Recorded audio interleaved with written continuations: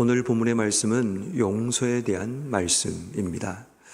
용서라는 주제는 올 한 해 우리가 사랑과 용서로 새로워지는 교회라는 우리 교회 표로 인해서 자주 우리가 다루었던 말씀이기도 하고, 또 오늘 본문의 말씀도 한번 설교로 제가 한 적이 있습니다. 그만큼 용서라는 주제가 특별히 올 한 해 우리에게 중요한 주제이고, 또 우리의 삶에 꼭 기억해야 될 주제가 되기도 합니다. 오늘 성경 말씀에 보면 베드로가 예수님께 나와서 이렇게 질문하죠. 용서를 몇 번이나 해야 됩니까? 7번이면 됩니까? 라는 질문을 하고 있죠. 용서를 몇 번이나 해야 됩니까? 라는 이 질문 속에 숨어있는 의도는 내가 참을 수 있는 그 용서의 한계에 대해서 알려달라는 말씀이기도 하죠. 7번이라는 것은 그 당시의 기준에서는 3번까지 용서하라고 나름대로 율법에서 또 자신들의 규례에서 말하고 있는데, 7번은 그러한 행동의 2배 이상이 되는 행동을 의미합니다. 다시 말해 숫자라는 이 숫자에 함몰되어 있는 이 베드로의 모습도 우린 발견하게 되죠. 이 정도면 넉넉하게 용서하는 것이 아닙니까? 라는 이 질문 속에는 용서를 7번이라는 기간을 정해두고 한다는 이 말 속에는 내가 7번 이후에는 용서하지 못할 수 있다라는 것을 의미하는 거죠. 그리고 용서하는 내내 7번만 지나가면 내가 용서하지 않겠다라는, 정지하겠다는 그런 마음이 들어있다는 것도 우리가 생각해 보게 됩니다. 다시 말해 용서에 대해서 잘못된 기본 개념을 가지고 있는 이 베드로에게 예수님께서 말씀하시죠. 7번에 7번, 7번뿐 아니라 7번을 70번까지 해라 라고 말씀하십니다. 주님께서 숫자를 말씀하시는 것은 490번을 용서하는 말씀이 아니라 7이라는 숫자가 완전수이고 70이라는 숫자도 완전수이기 때문에 무한한 용서의 말씀을 하고 계시는 겁니다. 용서를 한다는 것이 어떤 한계를 정해놓고 용서하는 것이 아니라 우리의 용서는 한계가 없는 모든 무한한 용서가 우리에게 필요하다는 그 말씀을 하고 계시는 겁니다. 그러면서 왜 그런 용서가 필요한가를 한 비유를 통해 주님께서 설명하시게 되죠. 그것이 바로 우리가 잘 아는 1만 달란트, 우리 빚진 자의 비유입니다. 1만 달란트라는 것은 절대로 사람의 힘으로 갚을 수 없는 절대적인 금액을 의미합니다. 다시 말해 우리 힘으로는 절대로 용서받을 수 없는 바로 그러한 인생의 문제를 가지고 사는 자를 1만 달란트라는 상징적인 단어를 통해 설명하고 있습니다. 아무리 노력하고 아무리 애를 써도 우리 힘으로는 이 빚을 갚을 수 없는 바로 그러한 존재, 바로 그것이 바로 1만 달란트 빚진 자의 모습이라는 것을 보게 됩니다. 근데 오늘 성경 말씀을 보면 주인이 불쌍히 여겨 놓아주고 빚을 탕감하여 주었다라고 기록하고 있습니다. 탕감받을 수 없는, 자기 힘으로는 절대로 탕감받을 수 없는 그런 빚을 주인이 불쌍히 여겨 탕감해 주었다라는 것을 보게 되죠. 그리고 난 뒤에 이 1만 달란트 빚진 자가, 탕감받은 자가 자기에게 100데나리온 빚진 자를 만나게 됩니다. 100데나리온은 어떤 의미에서 자신이 탕감받은 금액에 비해서는 사소하고 작은 금액입니다. 물론 그 당시 가치로도 한 3달 정도치 되는 그런 월급을 해당되는 금액이었기 때문에 적은 돈은 아니지만 자신이 탕감받은 돈에 비하면 굉장히 사소하고 적은 금액이 분명히 맞습니다. 그렇지만 오늘 보면 3절 말씀에 보면 허락하지 아니하고 그가 빚을 갚도록 옥에 가두었다라고 기록하고 있습니다. 그는 자신에게 100데나리온 빚진 자를 용서할 수 없었다는 것을 보게 되죠. 그리고 그 사실을 이제 나중에 주인이 알게 되었을 때 주인이 이렇게 말을 하죠. 32절 말씀에 악한 종아, 내가 빌기에 내 빚을 전부 탕감하여 주었거늘 내가 너를 불쌍히 여김같이 너도 내 동료를 불쌍히 여김이 마땅하지 아니하냐. 다시 말해 주인은 지금 이 1만 달란트 탕감받은 종에게 하는 말이 마땅한 일을 하지 아니하였다라고 이야기합니다. 내가 탕감받았으면 너도 누군가에게 탕감해 주는 것이 옳지 않느냐라는 이야기를 하고 있습니다. 그리고 중요한 게 34절 말씀. 주인이 노하여 그 빚을 다 갚도록 그를 옥졸에게 넘겨주었다라고 기록합니다. 다시 그의 삶이 빚이라는 그 고통 가운데 묶여 인생의 삶을 살고 있다는 것을 말하고 있습니다. 특별히 오늘 성경 말씀이 23절 말씀에 보면 천국은 그 종들과 결산하려 하던 어떤 임금과 같다라는 말씀으로 시작됩니다. 저는 이 비유의 말씀을 읽으면서 왜 천국에 대한 이야기를 이렇게 표현하고 있을까라는 생각을 해보게 됩니다. 천국은 결국 우리의 빚을 탕감받은 자들이 그 탕감의 은혜로 살아간 자들을 들어가게 하시는 것은 아닌가라는 생각을 해보게 되죠. 다시 말해 하나님의 은혜를 경험한 자가 이 땅 속에 그 은혜를 힘입어 살아가는 자들이 가는 곳, 먼저 우리가 입은 하나님의 은혜, 그 은혜를 이 땅 속에 발현하고 그 은혜로 살아가던 자들을 그들이 가는 곳이 천국이 아닌가라는 생각을 해보게 됩니다. 조금 더 이것을 깊이 있게 생각해 보면 이 땅 속에 우리가 천국의 삶을 살아가려면 내가 은혜로 탕감받았다는 사실을 기억하고 주어진 삶에서 누군가를 용서하고 사랑하고 살아가는 이 삶이 이 땅에서 천국을 누리며 살아가는 그런 인생이 아닌가를 생각해 보기도 합니다. 다시 말해 이 땅 속에 우리가 살아가는 삶은 두 가지 삶을 살게 되죠. 하나는 천국의 삶을 살아가는 자가 있고 지옥에 갇힌 삶, 감옥에 갇힌 인생의 삶을 살아가는 자들이 있다라는 겁니다. 매일마다 지옥 같은 삶, 감옥 속에 갇혀있는 삶을 사는 인생이 있고 어떤 인생은 매일마다 천국의 삶을 살아가는, 물론 우리가 돌아갈 영원한 천국의 삶도 분명히 있지만 영원한 천국에 들어가기 이전에 지금 내 삶이 천국의 삶을 살고 있는가 아니면 감옥 속에 갇힌 인생의 삶을 살고 있는가를 돌아봐야 합니다. 여전히 만약 우리의 인생이 감옥 속에 갇힌 인생, 뭔가에 붙들리고 용서하지 못하고 뭔가 미련을 붙들고 있고 분노와 미움 속에 인생의 삶이 갇혀 살아가고 있다면 지금 우리의 삶은 천국이 이루어지지 않는 겁니다.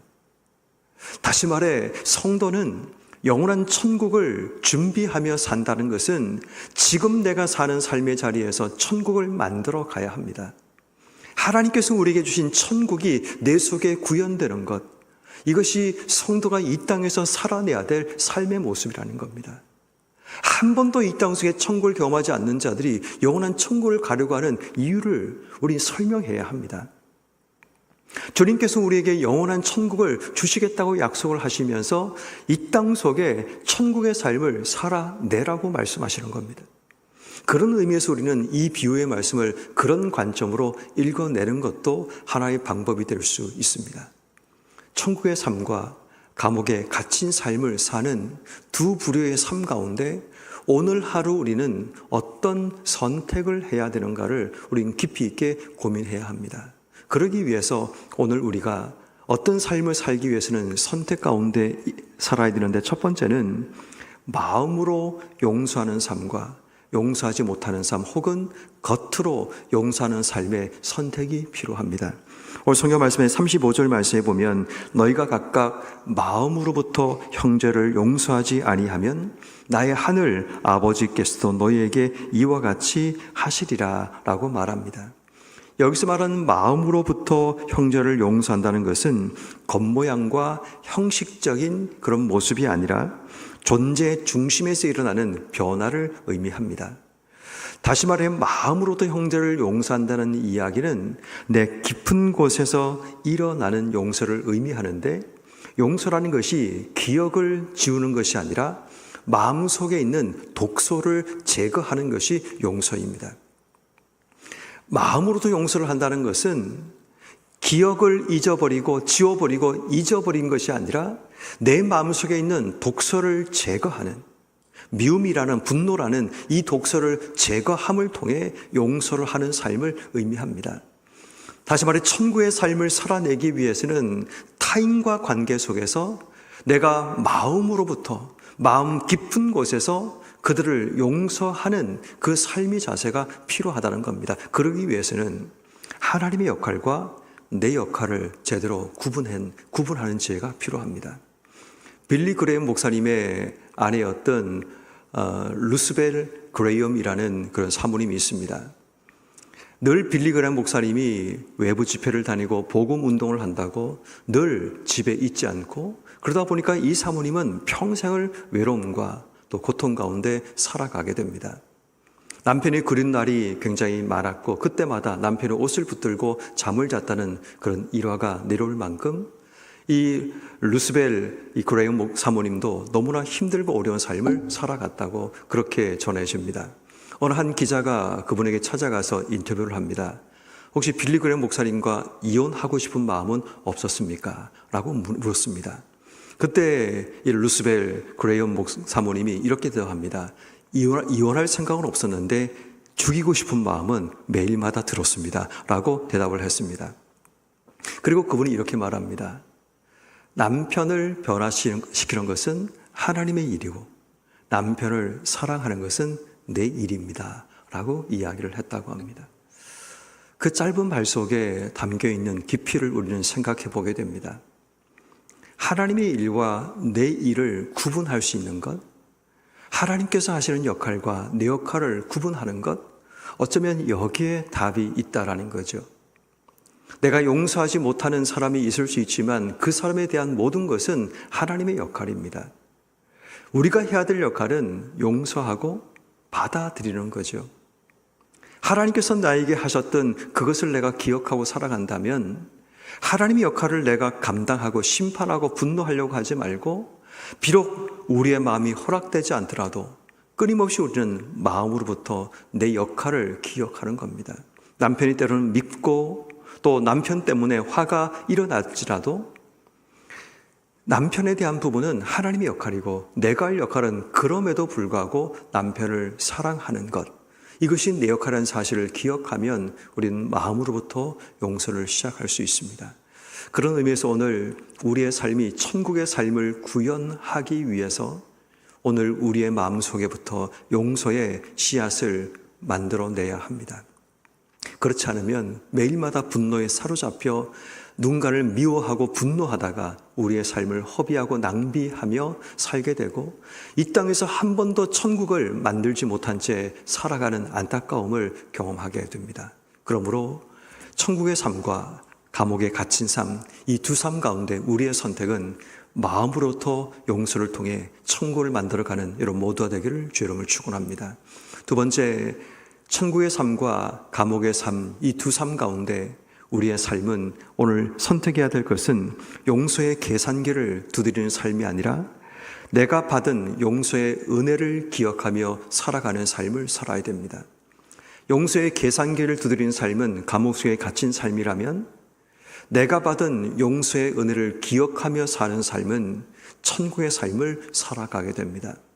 어떤 상황에 부딪히든 간에 우리가 먼저 기억해야 될 가장 우선적인 기억은 내가 용서받은 사람이라는 것, 내 힘으로 갚을 수 없는 절대적인 하나님의 은혜를 입은 자라는 것, 이 사실만 우리가 기억해낼 수 있다면 우리는 매일마다 천국의 삶을 살아낼 수 있습니다. 우리의 삶이 감정이 요동치고 매일마다 미움과 분노 속에 사는 이유가 뭔가 하면 내가 받은 하나님의 은혜가 기억나지 않기 때문입니다. 내가 얼마나 큰 사랑을 받았는가? 내가 얼마나 큰 구원을 경험한 사람인가? 내가 얼마나 큰 용서를 입은 자인가를 기억할 수 있다면 우리는 섣불리 누군가를 향해 용서의 계산기를 두드리지 않을 수 있습니다. 그런데 문제는 자주 우리는 내가 받은 용서와 사랑의 그 은혜의 가치와 크기를 잊어버리고 살다 보니까 자꾸 우리의 마음속에 용서의 계산기를 두드립니다. 용서할까 말까를 따지게 되고 몇 번 용서해야 되지, 이만큼 참았으면 되지 않았을까, 늘 계산기를 두드리는 그런 인생의 삶을 살게 되는 거죠. 그러므로 오늘 하루 우리의 삶이 감옥에 갇힌 지옥 같은 삶을 사는 것이 아니라 천국과 같이 기쁨과 감사로 풍성한 삶을 살기 위해서 내가 받은 용서의 은혜를 기억하고 마음으로부터 용서를 하는 삶을 살아가야 합니다. 결국 말씀의 결론은 이렇습니다. 내가 받은 용서의 가치와 은혜를 기억하면 마음으로부터 누군가를 용서하며 살아가게 됩니다. 그러므로 오늘 하루의 삶, 모든 삶을 만날 때마다 모든 삶의 자리에서 내가 받은 용서의 가치를 기억하고 그 가치에 근거하여 마음으로서 누군가를 용서하며 사랑하며 살아가는 우리 모두가 될 수 있도록 기도하고 또 준비하며 나가시는 이런 모두가 되기를 주의 이름으로 축원합니다.